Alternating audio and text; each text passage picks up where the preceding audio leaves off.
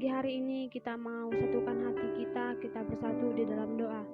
Terima kasih Tuhan, kami bersyukur buat pagi hari ini, buat penyertaan Tuhan dalam kehidupan kami, di mana kami boleh ada hingga hari ini, semua karena anugerah Tuhan, semua karena kebaikan Tuhan dalam kehidupan kami.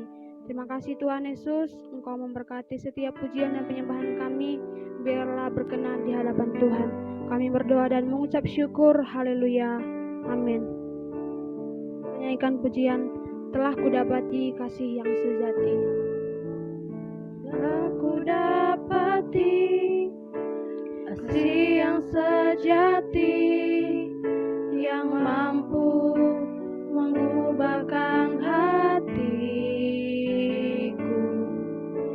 Kasih yang kau beri jauh melebihi segalanya di dalam hidupku. Ku berikan semua yang berharga, semua yang mulia, semua yang terbaik dari hidupku. Hanyalah bagimu, hanyalah untukmu, hanyalah bagi kemuliaan-Mu. Mari dengan sungguh-sungguh kita nyanyikan pujian ini dari awal. Telah kudapati kasih yang sejati. Telah kudapati kasih yang sejati, yang mampu mengubahkan hatiku. Kasih yang kau beri jauh melebihi segalanya di dalam hidupku. Ku berikan semua yang berharga, semua yang mulia, semua yang terbaik dari hidupku. Hanyalah bagimu, hanyalah untukmu, hanyalah bagi kemuliaan-Mu. Berikan semua yang berharga, semua yang mulia, semua yang terbaik dari hidupku. Hanyalah bagimu, hanyalah untukmu, hanyalah bagi kemuliaan-Mu. Ku berikan semua yang berharga, semua yang mulia, semua yang terbaik dari hidupku. Hanyalah bagimu, hanyalah untukmu, hanyalah bagi kemuliaan-Mu.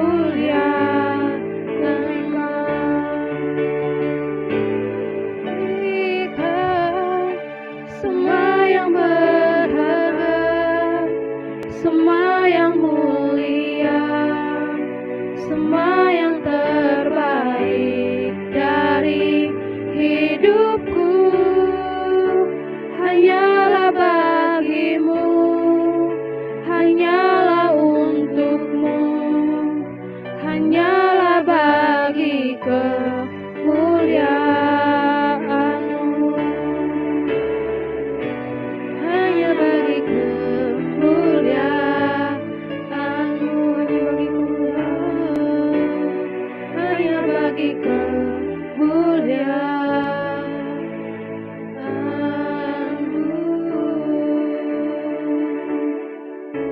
Haleluya, glory, haleluya.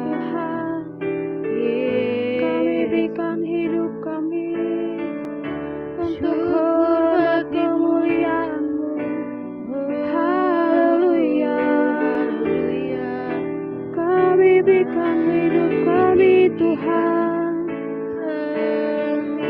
Haleluya. Kami bersyukur Tuhan. Terima kasih Yesus. Engkau sungguh baik. Haleluya.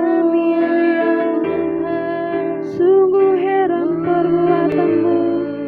Kami bersyukur Tuhan. Haleluya.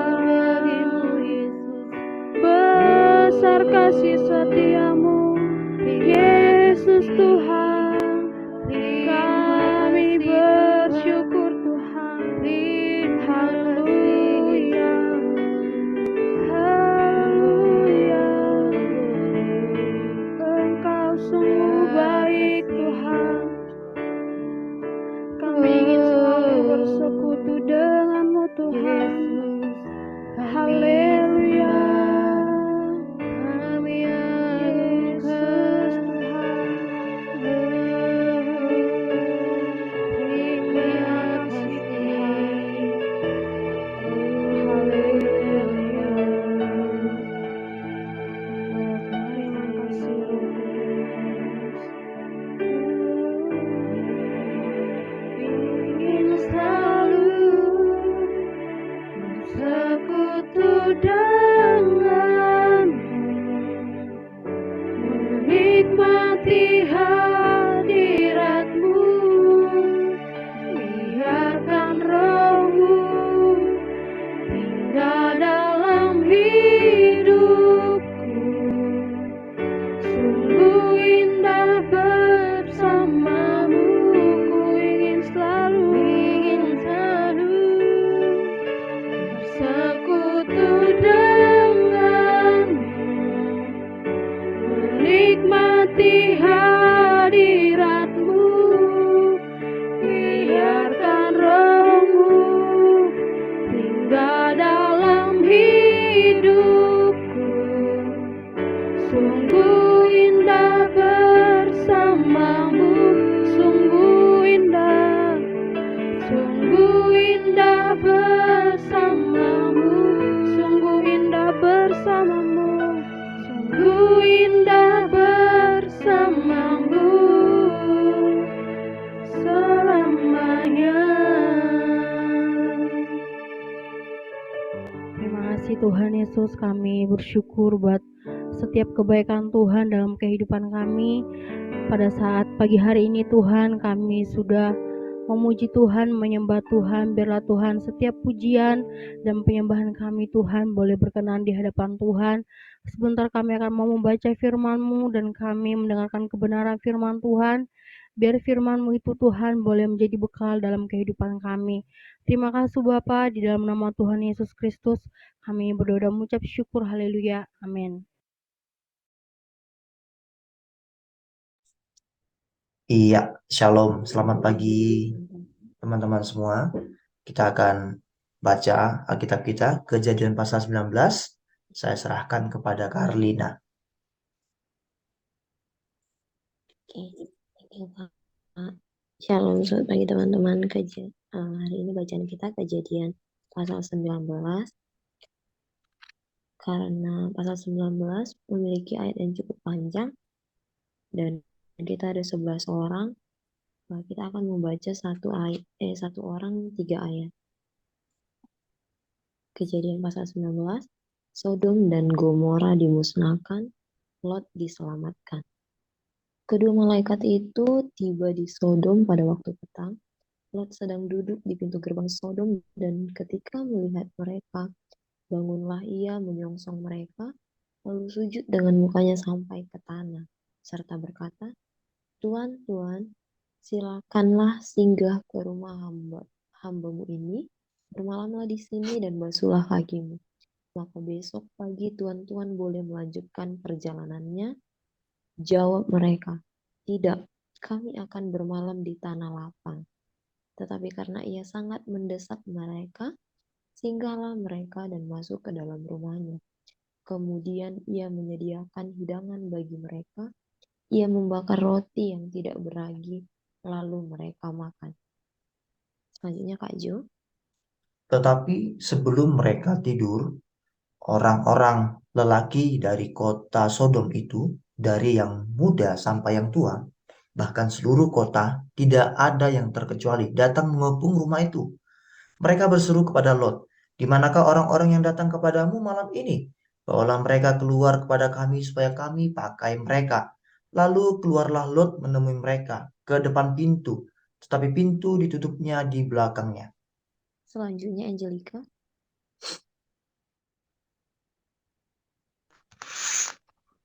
Dan ia berkata, "Saudara-saudaraku, janganlah kiranya berbuat jahat. Kamu tahu, aku mempunyai 2 orang anak perempuan yang belum pernah dijamah laki-laki. Baiklah mereka aku bawa keluar kepadamu. Berbuatlah kepada mereka seperti yang kamu pandang baik. Hanya jangan kamu apa-apakan orang ini, sebab mereka memang datang untuk berlindung di dalam rumahku." Tetapi mereka berkata, "Ingatlah lagi," kata mereka, "orang ini datang ke sini sebagai orang asing, dan dia mau menjadi hakim atas kita.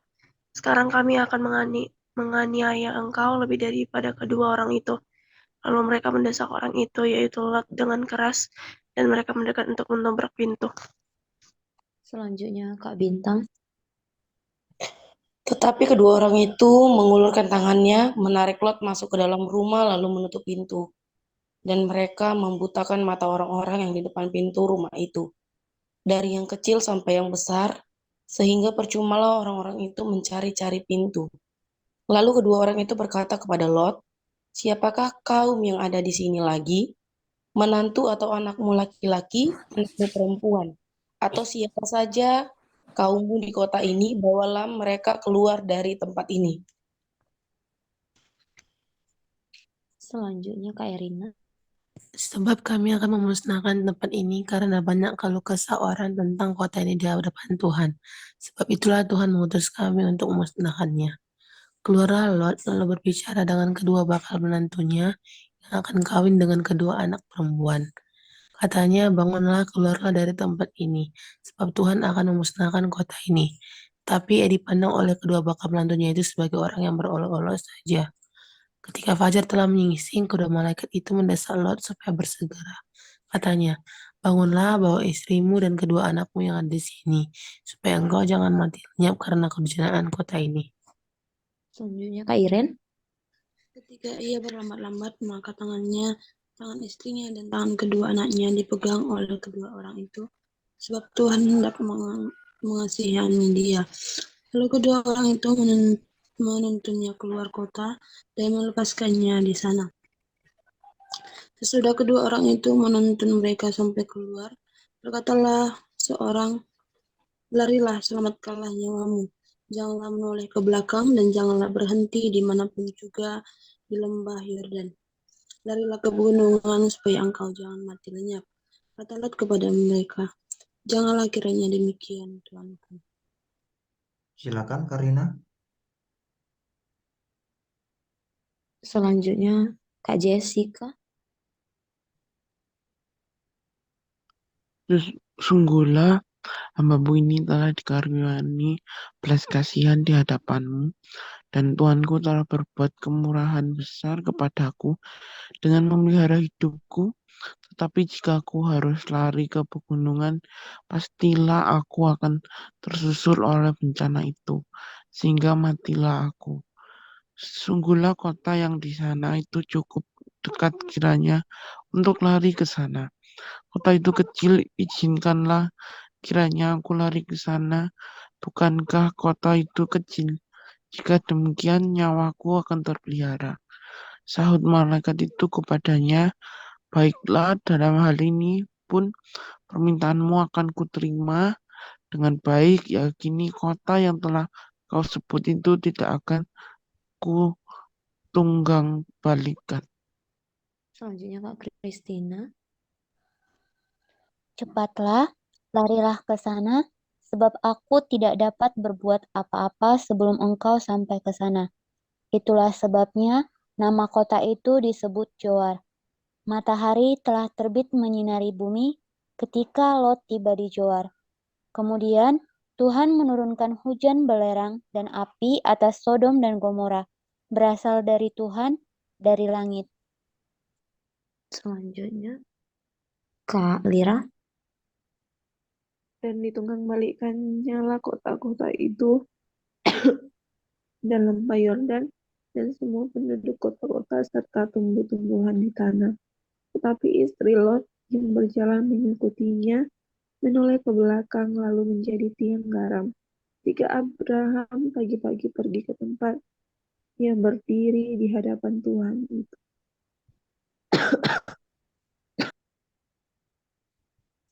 Selanjutnya Kak Mawar.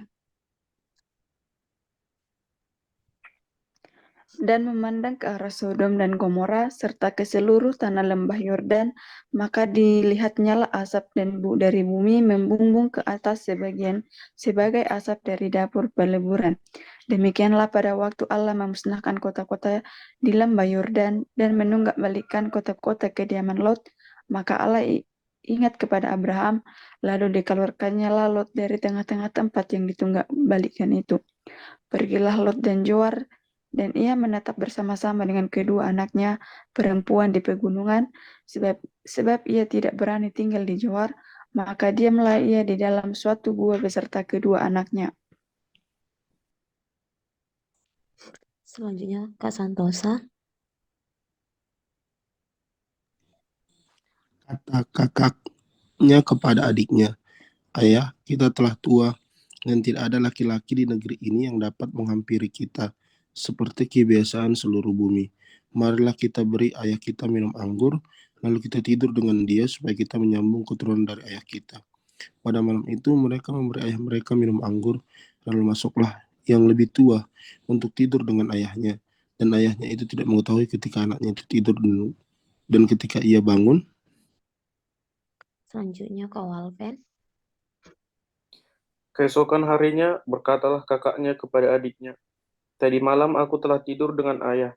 Baiklah malam ini juga kita beri dia minum anggur.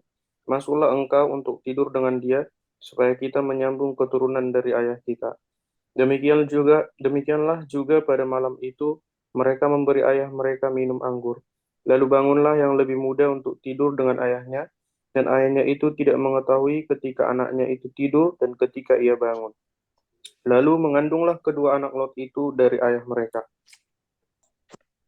Yang lebih tua melahirkan seorang anak laki-laki dan menamainya Moab. Dialah bapa orang Moab yang sekarang. Yang lebih muda pun melahirkan seorang anak laki-laki dan menamainya Ben-Ami. Dialah bapa Bani Amon yang sekarang. Baik, terima kasih Karina yang sudah sharing bacaan dan teman-teman yang sudah baca. Kita hari ini membaca sebuah kisah yang sangat tragis, teman-teman ya. Ada dua kisah yang kita baca hari ini. Yang pertama, di mana Tuhan menghancurkan, menunggang-balikkan kota Sodom. Jadi pada waktu sore ketika dua orang malaikat datang ke rumah Lot, dan kedua malaikat itu memang bermaksud untuk melihat keadaan kota Sodom, karena Tuhan memerintahkan kedua malaikat itu. Ya, Tuhan memerintahkan kedua malaikat itu untuk pergi ke kota Sodom, melihat bagaimana keadaan kota Sodom. Karena Tuhan tahu bahwa kota Sodom itu adalah kota yang penuh dengan kejahatan dan dosa. Dan benar, kita lihat ketika kedua orang malaikat itu datang ke rumah Lot, dan Lot meminta kedua malaikat itu untuk tinggal di rumah Lot supaya mereka bisa beristirahat. Ketika malam tiba, orang-orang dari muda sampai tua, katanya tadi kan, dari muda sampai tua datang ke rumah Lot untuk apa? Memakai kedua orang itu. Istilah memakai ini berarti ingin dalam tanda kutip ya, mohon maaf, ingin melakukan percabulan dengan kedua orang itu. Jadi padahal kedua orang itu malaikat, dan malaikat biasanya memang malaikat tidak memiliki jenis kelamin, tetapi biasanya kalau malaikat itu menampakkan diri, maka biasanya menampakkan diri sebagai seorang pria. Kalau kita melihat di film-film, kita lihat baca di buku-buku, seringkali malaikat digambarkan sebagai seorang perempuan kan. Tapi kalau Alkitab enggak. Alkitab tidak pernah mencatat bahwa malaikat itu menampakkan diri mengambil rupa seorang perempuan, enggak pernah, selalu laki-laki. Nah, termasuk di dalam kisah Kejadian pasal 19 ini. Jadi bayangkan ya, laki-laki, anggaplah mereka nggak tahu itu malaikat. Anggaplah mereka tidak tahu itu malaikat, tapi kan mereka tahu itu 2 orang laki-laki, tamu Lot. Tapi mereka ingin melakukan percabulan. Berarti di kota Sodom itu sering terjadi yang namanya homoseksual dan sodomi. Mengerikan sekali. Itulah sebabnya Tuhan murka terhadap kota Sodom. Karena memang dosanya mereka luar biasa. Bahkan dari anak muda sampai tua tanpa terkecuali katanya. Itu melakukan dosa. Dosa yang melanggar moralitas seperti itu. Nah, lalu Lot berkata begini. Dia tahu bahwa kedua orang itu adalah malaikat Tuhan. Nggak mungkin kan dia membiarkan orang-orang di kota Sodom untuk menganiaya, untuk mencabuli kedua orang itu, kedua malaikat itu kan. Meskipun kalau kita berpikir, bisa nggak malaikat Tuhan itu menghancurkan orang-orang di kota Sodom pada waktu itu? Bisa. Tapi Tuhan mau bukan begitu caranya. Tuhan punya waktu. Sehingga malaikat itu harus menahan, menunggu waktunya Tuhan. Gitu kan ya. Dan ketika orang-orang itu mendesak Lot untuk mengeluarkan kedua malaikat itu dari rumah, lalu malaikat itu menarik tangan Lot, menutup pintu dan membuat buta orang-orang yang ada di situ. Nah, teman-teman, lalu apa yang terjadi? Lalu malaikat itu berkata begini, siapa aja saudaramu yang ada di kota ini? Silakan bawa mereka pergi ke pegunungan sana. Karena besok kota ini akan ditunggang balikan oleh Tuhan. Lalu si Lot membawa kedua anak perempuannya. Dan kemudian ada 2 orang calon menantunya laki-laki dan istrinya. Tetapi kedua calon menantunya laki-laki mengolok-olok dia. Gak percaya dengan perkataan Lot. Dan mereka memilih untuk tinggal di Sodom. Lalu Lot membawa kedua anak perempuannya dan istrinya pergi ke pegunungan. Tapi dia berkata gini kepada malaikat. Malaikat, pegunungan itu terlalu jauh. Aku pergi ke kota kecil itu aja ya. Kota Zoar. Oke, kata malaikat. Silakan pergi ke kota Zoar itu. Kota itu tidak akan aku tunggang balikan. Tidak akan dihancurkan dan dimusnahkan oleh Tuhan. Lalu pergilah mereka ke kota Zoar. Ketika tiba di kota Zoar sudah pagi. Lalu Tuhan menghancurkan kota Sodom, mengirim belerang api dari langit untuk menghanguskan semua orang di Sodom. Dari sini kita lihat, Tuhan membenci yang jahat. Tuhan pasti menghukum yang jahat cepat atau lambat. Dan Tuhan punya waktu yang telah dia tetapkan untuk itu. Teman-teman, mungkin kita sekarang, saya nggak tahu, mungkin kita melihat banyak orang di sekitar kita hidup dalam kejahatan, tapi hidup mereka lebih mujur dari kita. Ingat, waktu Tuhan itu ada. Tuhan sudah tetapkan waktu untuk menghukum mereka semua. Jangan pernah iri dengan orang-orang yang berbuat jahat. Kita lihat Tuhan itu adil. Lot, orang yang percaya Tuhan, dia adalah saudara dari Abraham, dibela oleh Tuhan kan? Sama, kita pun pasti dibela oleh Tuhan, orang-orang yang benar. Banyak orang mungkin berniat jahat kepada kita, tapi kalau kita tetap mau berseru kepada Tuhan, Tuhan pasti bela kita, cepat atau lambat. Tuhan punya waktu bagi kita. Nah, ketika mereka bebas dari penghukuman itu, ketika mereka tiba di Zoar, lalu Alkitab mencatat, inilah yang dilakukan oleh siapa? Si Lot. Lot ini salah. Seringkali keputusan yang dia ambil Lot ini salah, teman-teman. Ketika dia disuruh pergi ke pegunungan, dia mau tinggal di Zoar kan. Tapi Alkitab tadi berkata, ketika tiba di Zoar, dia pun nggak berani tinggal di sana. Lalu dia pergi. Dia pergi lagi. Nih, kita lihat, kita perhatikan ya. Dia pergi lagi. Sebelum dia pergi, ternyata istrinya telah menjadi tiang garam karena istrinya menoleh ke belakang. Nah, kita lihat di sini. Nah, ini istri Lot menjadi tiang garam karena dia melihat apa yang terjadi. Malaikat berkata begini, jangan lihat ke belakang, apapun yang terjadi tetap tinggalkan kota Sodom. Tapi istrinya nggak tega. Dia lihat ke belakang, mungkin dia nggak tega melihat meninggalkan harta benda dan ternaknya di sana kan. Karena mereka orang kaya, mereka nggak bawa apa-apa. Nah ini, hati-hati. Ketika hati kita terpikat pada harta kita lebih memilih untuk memilih untuk menolak perintah Tuhan karena kecintaan kita dengan harta kita. Itu adalah awal dari malapetaka dalam hidup kita. Hati-hati. Akar dari segala kejahatan adalah cinta uang, kata firman Tuhan. Uang nggak salah. Kita perlu uang, yes. Kita butuh uang. Tapi ketika kita cinta uang, maka itu akan menjadi awal kejatuhan dan kehancuran kita. Ya kan? Lihat Lot. Istri Lot maksud saya. Menjadi tiang garam. Nah, perhatikan ya baik-baik ya. Ayat 30. Pergilah Lot dari Zoar dan ia menetap bersama dengan kedua anak perempuannya di pegunungan. Kenapa? Karena ia tidak berani tinggal di Zoar. Ini Lot ini kan aneh orangnya. Sudah dikasih, dia minta tinggal di Zoar supaya dia nggak pergi ke pegunungan. Ketika tiba di Zoar dia malah pergi ke pegunungan. Dan ketika itulah terjadi musibah, ya kan? Ketika tiba di pegunungan, karena mereka hanya bertiga sekarang, Lot dan kedua anaknya perempuan. Lalu kedua anak perempuan ini merasa begini, di sini nggak ada laki-laki, kita mau nikah bagaimana? Calon suami kita sudah mati di Sodom. Siapa laki-laki yang mau dekati kita? Ayo kita buat aja bapak kita mabuk, kita bersetubuh dengan bapak kita. Incest terjadi. Hubungan seks dalam keluarga terjadi. Iya kan? Yaitu antara Lot dan kedua anak perempuannya. Memang Lot tidak tahu. Karena ini siasat dari kedua anak perempuannya. Tapi itu adalah sebuah kesalahan yang dilakukan oleh kedua anak perempuan Lot kepada Lot. Sehingga lahirlah Moab dan Amon. Teman-teman tahu nggak siapa Moab dan Amon? Moab dan Amon, anak dari anak perempuan yang pertama dan anak dari anak perempuan kedua Lot, yang lahir dari persetubuhannya dengan bapaknya sendiri, itu nanti menjadi bangsa yang jahat. Bangsa Amon dan bangsa Moab nanti kalau kita baca dalam kitab Keluaran, itu menjadi musuh bangsa Israel. Karena mereka jahat, nggak kenal Tuhan. Itulah yang terjadi. Ya kan mirip seperti yang dilakukan oleh Hagar. Hagar tidak sabar menunggu janji Tuhan. Sarah tidak sabar menunggu janji Tuhan. Dia kasih Hagar untuk menikah dengan Abraham sehingga lahirlah Ismail. Permusuhan terjadi.